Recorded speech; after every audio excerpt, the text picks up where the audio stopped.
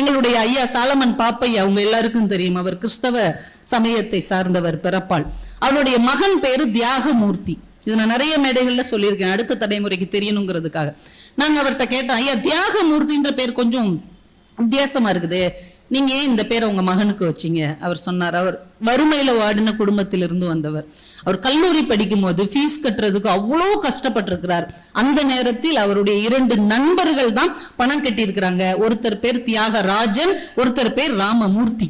2 பேரையும் விட்டுறக்கூடாதுன்னு தியாக மூர்த்தின்னு 2 பேர் பேரில் இருந்தும் எடுத்து தன்னுடைய மகனுக்கு பெயராக வைத்திருக்கிறார். அந்த தியாகராஜன் இறந்து போயிட்டார். ராமமூர்த்தி ஐயா இன்னைக்கும் ஐயாவுக்கு ஃப்ரெண்டா இருக்கிறார். ஐயாவை நீ வா போ என்று சொல்லக்கூடிய ஒரே மனிதர் அவர் பக்கத்தில் இருக்கிற அவருடைய கல்லூரி நண்பர் இன்னைக்கும் அவர் கூட இருக்கிறார்.